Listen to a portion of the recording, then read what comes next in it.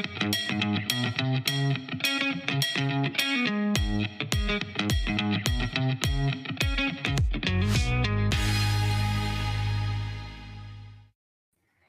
I'm Adi Ignatius, the editor-in-chief of Harvard Business Review, and this is HBR's The New World of Work.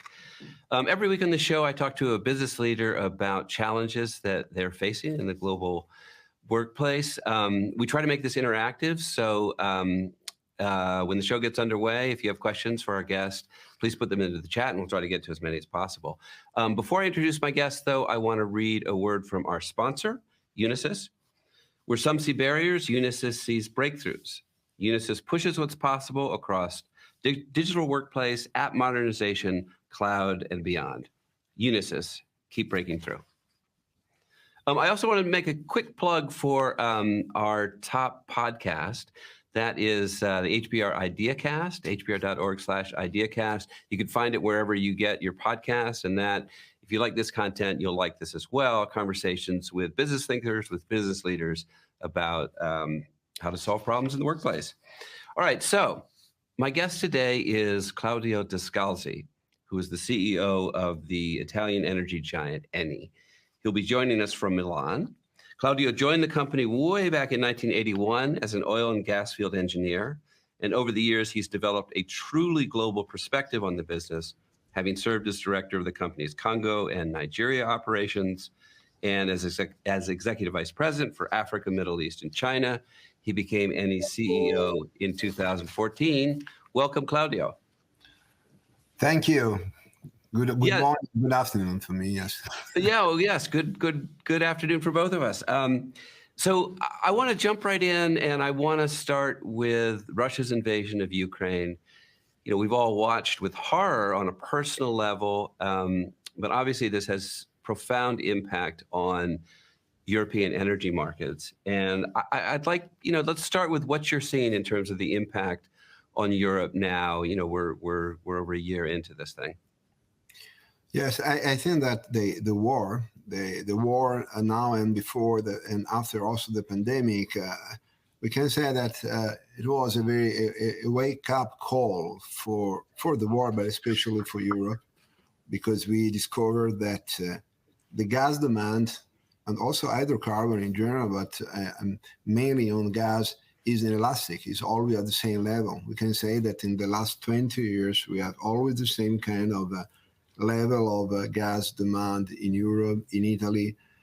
And that is a different, we had before a different vision, because we thought about renewables and other vectors that can replace and reduce the gas consumption. At the end, it's not like that. So a wake-up call, that means that we have to continue to supply gas. We have to invest in infrastructure, and especially we have to accelerate the transitions, and with a larger spread of energy vectors. So that was quite important, and clearly create big issue, big impact.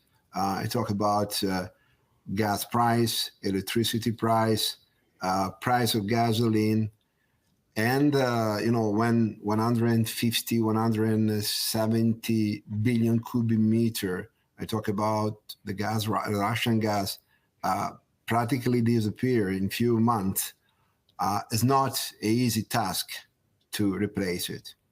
Yeah, no, I can't imagine.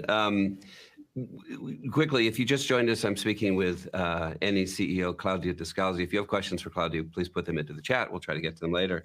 All right, so let's talk specifically. I mean, you talked about there are a number of responses to this, and one is to diversify away from carbon, but another is replacing supply in the short term. And, talk about how Eni has responded. Why don't we start in the short term to try to, acquire, develop, whatever it is, oil and gas to make up for the shortfall. So what happened last year after the war, we start immediately working in the country where we already work. So we did what we had been done for years. So invest in gas, invest in the gas development, and work with our hosting country to be able to replace Russian gas. Big effort. We work with the government, We work with our national partners. I talk about the national companies. And in 9 months, 8 months, we have been able to finalize a lot of contracts. And the first target was to replace at least 50% of the Russian gas for this winter and fill our storage facility. And that was successful in terms of filling the storage facility and also replacing 50% of the Russian gas.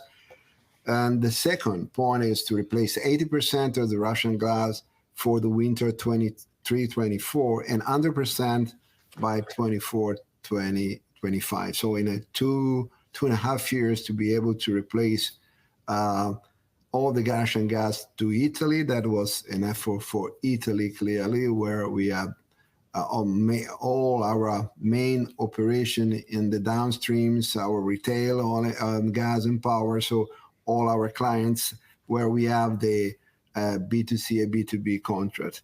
And that was a very, I think, successful try. We were being successful. And so now we have to continue to invest to replace it, but at the same time also to invest on other energy sources as we did in the past. So 100% replacement by 2024, I think you said. So what does that mean in terms of future diversification of supply? I mean, are you foreseeing a world where Italy, say, simply will not be buying Russian oil and gas, maybe ever? I think so. That is our assumption, because clearly now we are signing and finalizing a contract in the country where we invested. So it's not easy to go and in a very short time to have this quantity of gas. That happened because we continue to invest in these countries. So we already invested in a diversification of our sources. I talk about North Africa, I talk about Sub-Saharan Africa, and also Asia. But clearly for Europe is mainly Africa and North Africa and some Middle East. So that is something that the diversification, I think, is one of the most important things. Diversification for gas, geographical diversification. But I want to stress again that we are in the middle of a big transformation and transition. So we have also to diversify very rapidly all the different kind of technology and energy sources to be able not to rely only on gas and have more sources, not just gas. I think that is essential, is crucial, critical for the future. Yeah, so I want to come to non-carbon sources of energy in a second, but I kind of want to finish this part because I've seen reports of you basically traveling around the world, doing kind of energy diplomacy to try to solve this problem, short term, but and maybe long term. And it's a theme that's come up on the show a lot, which is given the complex nature of the world and the breakdown maybe of cold world certainties, that you almost need to be informed by your own sense of the world, your own foreign policy, and then react accordingly. So can you talk a little bit about how you've had to function as an energy diplomat or a globe-trotting, oil trader or whatever it is? I mean, it's been profound. Could you talk a little bit about that? Yes, I don't talk about diplomacy because that is my job.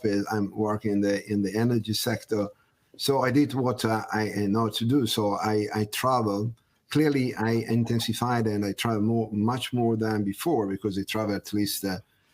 I visited each country at least 4 or 5 times in the last 9 months.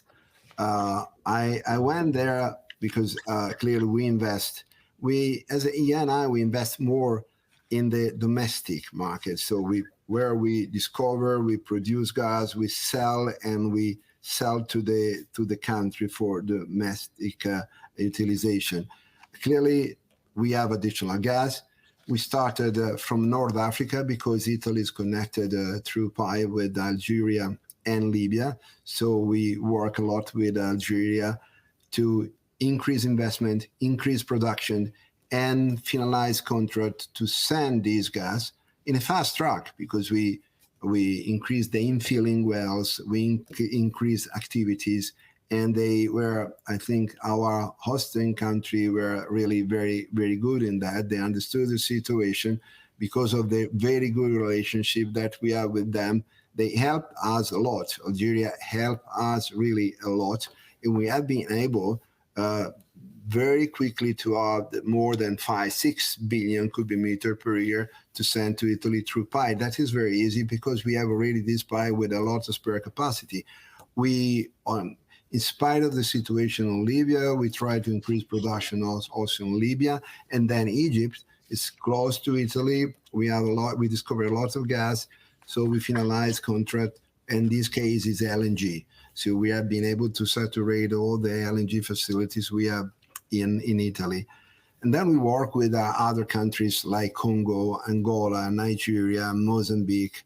And in Congo, we immediately we reacted very quickly, and we sanctioned 2 projects, LNG projects, that the first start in a record time, less than 17 months. So by the end of 2023, we can start the first production, and then we have the second phase by the end of 24, LNG as well, Angola. So all these mission to these countries was to not just buy gas, because you cannot go and, as I said, to African countries, knock the door and say, I need gas. It's different. You have to invest. You have to invest in exploration. That's what we did. Very successful action in the past. And then you have to put investment for developing. And then you can ask if we can share this gas. So that was a very intense activity. And fortunately, everything was good. And the results were good. But it's something that we have to continue to work, because, you have to assure the gas flow. And very, very strong and tough experience, very, very interesting. And I had the opportunity really to stretch the system and understand our limit, their limit, and also their technological limits. And that was very good test for our company. So I want to bring in a question from the audience now, just while we're still on this topic. And this is from Elizabeth from Stockholm, who, she's asking, why didn't countries in Europe think to invest in this broader, mix of oil and gas supply before the crisis hit? I think that, the idea before, if you talk about gas especially, the idea was that gradually the gas went down in terms of demand and could be replaced by other sources. Renewables, that's clear. Renewable now occupy a large quarter in the energy sector, but we talk about electricity. But then when you need to feed refineries, ammonia plants or steel or other heavy industry, hard to abate industry is not easy. You need to change processes, to invest, and before getting to hydrogen, before getting to a renewable that are not able to give a continuity to this kind of very heavy industry. So I think that we, in general, I think that we thought, or at least some people thought, that we can, I think, avoid the gas. The gas was not in the taxonomy. Just now is marginally in the taxonomy of Europe. So for that reason, I said it was a wake-up call, because we understood that there is something that we need. There is a background gas consumption that we need. And the other things that we understood, that the transition is a transition. It's not something that can happen overnight. You have to add a lot of different sources, and especially decarbonize through different kinds of technology your activity. And that's because there's energy security is an issue. and we don't have in Europe an energy security plan like in Italy. So we thought that energy was something we gave that for granted. We have gas from Russia, we have gas from Norway, we have some LNG. There is no problem, but we needed to invest. And I think that now we understood that is it really crucial. The environmental sustainability is a major pillar, but then we need something else. We need another pillar that is energy security, and then additional pillar that is competitiveness. Because when the gas price is so high and the price is so high, all our industry in Europe, suffer a lot of competitiveness.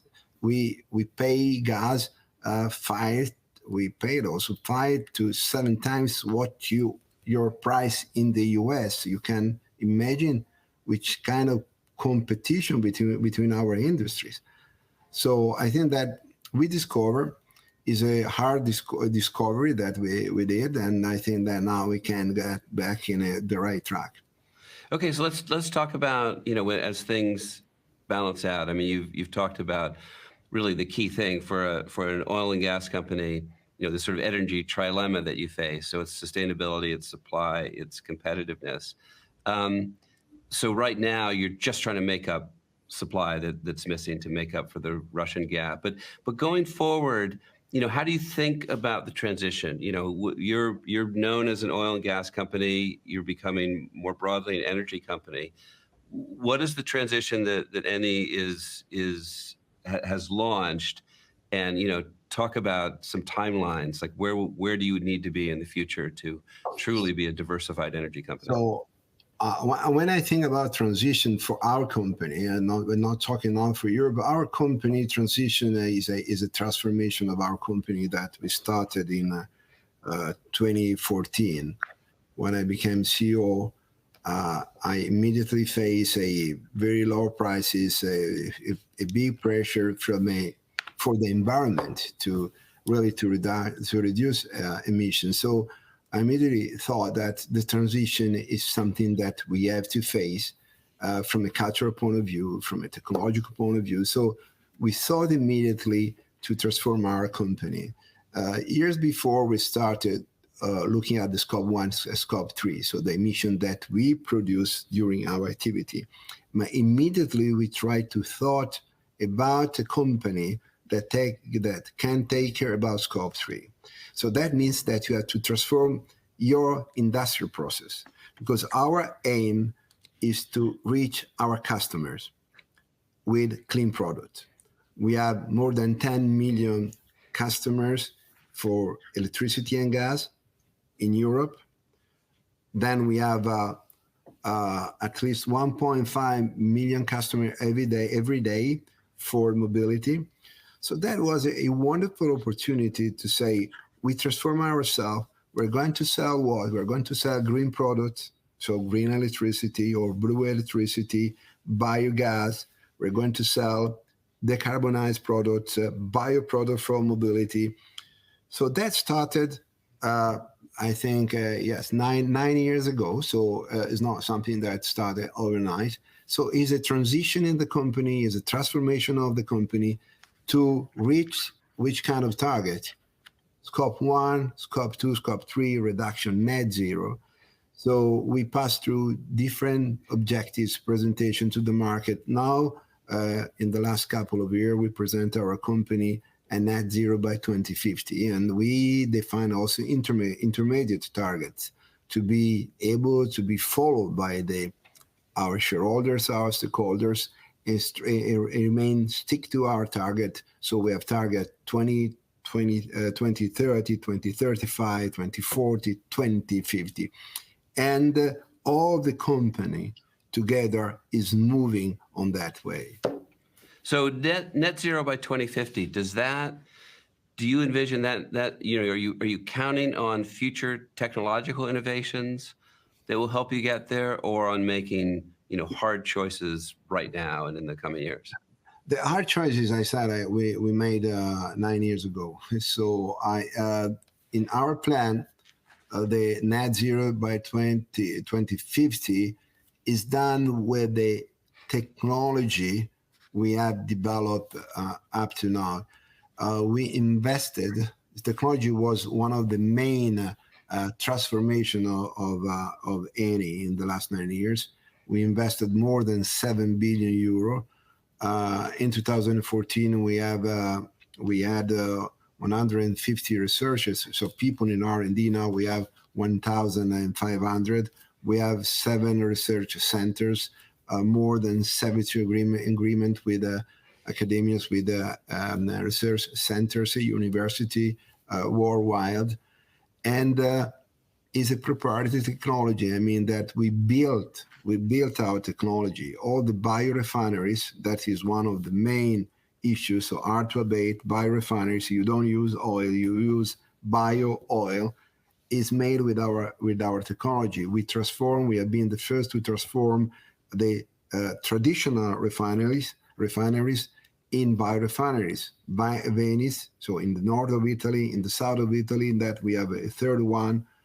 We are expanding this business also outside Italy, and there are choices has been made.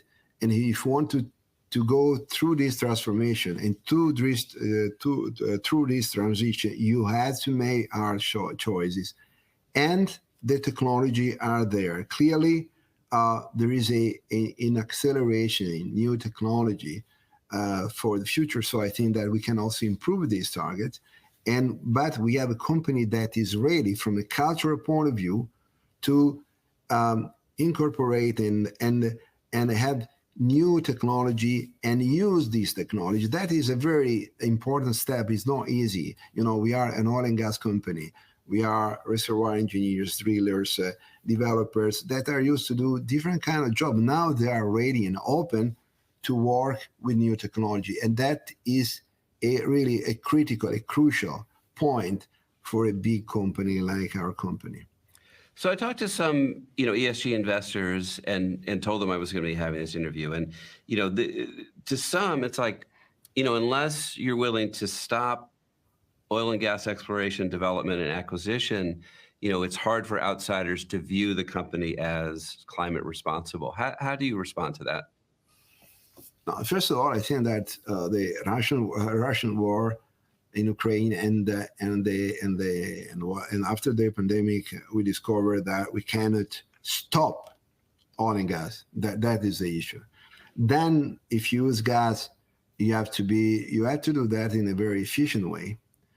What I mean that you have to really take care about emissions. You have to take care about gas flaring. So you must have targets to reduce gas flaring. You have to take care about methane emission. That is really one of the main topics if you want to use gas. But the reality that there is no way at the moment to stop oil and gas, because as I said, we have to think about you call it the trilemma, but you have to think about environment first, so environment, but also energy security.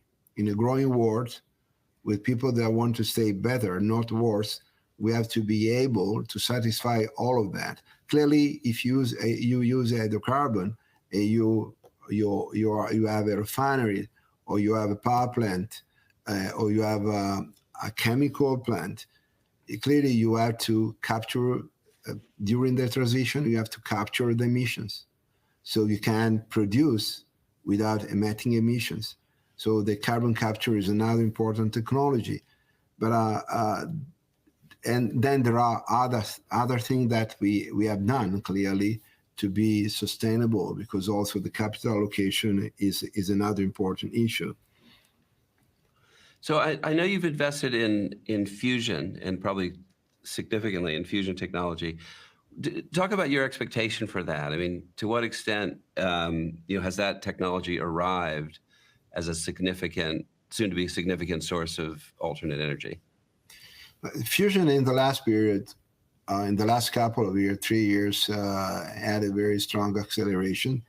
We are working on fusion with MIT, since 2015. Then we incorporated the company with them. We are a major shareholder with a 19 or more or less 19% in CFS.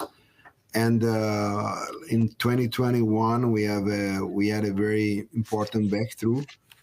We are not just shareholder; we help with our engineers, with the supply chain. So we work with them. We have a breakthrough in terms of superconductor to contain the plasma, so a very high temperature superconductor, and that was a very important step that gave us the possibility to go through a first pilot in 2025, and our hope is to have the first commercial industrial plant in Boston, so in this area, in the 2030s.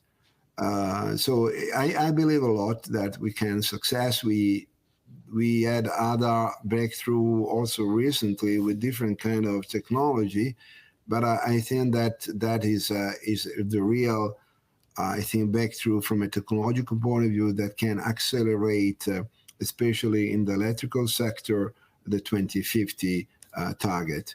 And we are investing in that. And, we raised capital very quickly for the pilot plant, more than $1.8 billion in 10 days. So there are a lot of interest, a lot of people that believe that can be a success. So there's some questions that have come in about the cultural transformation that has to happen at Eni as well as you go through this kind of energy transformation. I mean, here's one from Ajaz in Saudi Arabia who's asking, what are the top people challenges that you face in trying to lead this transformation? So when you decide, as you called it, tough choices, clearly it's top-down process. And in all these companies, the top-down process is not easy, because normally in our company it's a bottom-up, and there is a selection of all the different kind of proposals. In this case, it was top-down.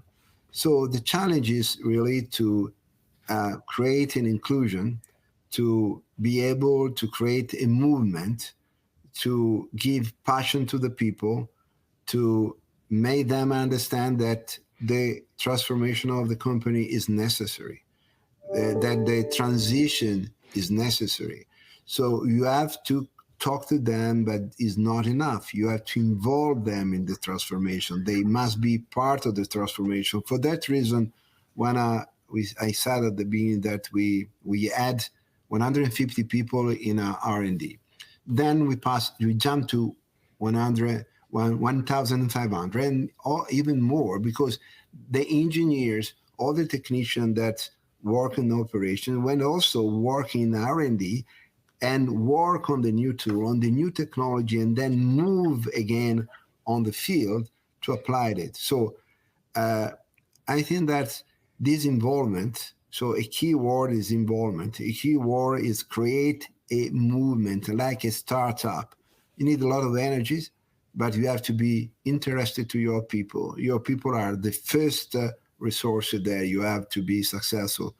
It's been 9 years of like before we talk about the shuttle diplomacy around the different countries of Africa to gas supply, and the same stuff I did and we did with my management team inside the company. We are in more than 60 countries, you can imagine. So you need really to create this passion and movement and motivation and curiosity about what you are doing.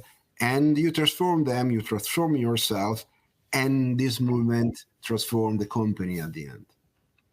So I want to ask, from your perspective, a CEO perspective, how you're expecting the economy to play out in 2023. I mean, I'm probably older than you, but we've both lived through these cycles, these sort of boom and bust cycles, and I think most people are feeling we're in for a pretty rocky 2023, at least for a while. But I'm interested in your perspective in terms of economic growth, in terms of layoffs, in terms of innovation. What are you seeing for 2023? So innovation, I'm sure that we're going through a innovation and technology. Everybody's investing because everybody's everybody. Most of us are looking for breakthrough, technological breakthrough, to be able to grow and to be the first.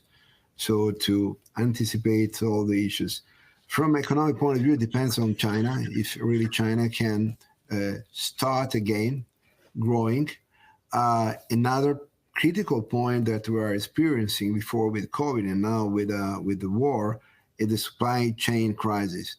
So we risk to go from a globalization, and we're already experiencing that, and to go to a deglobalization or partial deglobalization, and that can clearly create problem in terms of cost. So that is breaking down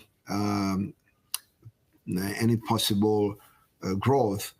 I think that the growth in the energy system in Europe and the capacity of Europe to replace Russian gas is another big point, because if you're able to replace Russian gas without paying a very high price, that creates a positive move for Europe to grow, because the energy price is something that can really slow down the economy of Europe. Europe is a big market. Clearly, if Europe is slowing down, there is an impact on worldwide. So I'm positive, because my nature is to be positive. I think that we have the potential, the energy, the vision to improve ourselves and to overcome all the different hurdles.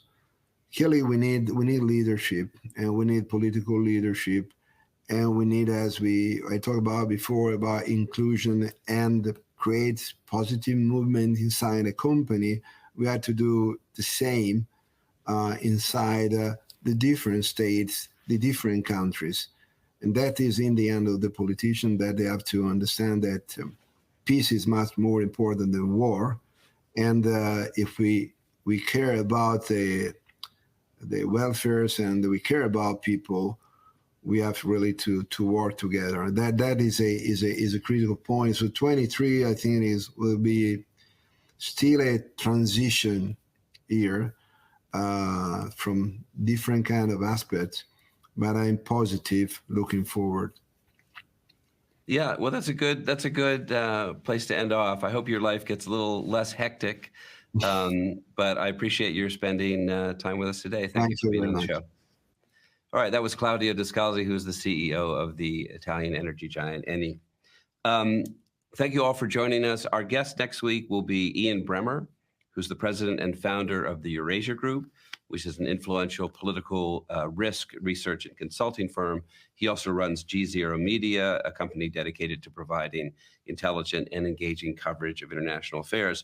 We'll be talking about global risks. It's how the business world can best prepare for political and economic disruption in 2023. We're going to be broadcasting that live from Davos, from the World Economic Forum. So join us live next Wednesday, January 18th at 11:30 a.m. And now, before we go, I want to let's hear again from our sponsor, from Unisys. Unisys, where some see barriers, Unisys sees breakthroughs. Unisys pushes what's possible across digital workplace, app modernization, cloud, and beyond. Unisys, keep breaking through. So again, thank you for joining us. If you're an HBR subscriber, please sign up for our newsletter, hbr.org/newsletters, and sign up for the New World of Work newsletter. I put it out every week and offer an inside look on the conversations we've had. Thank you for joining us. I'm Adi Ignatius. This is the New World of Work.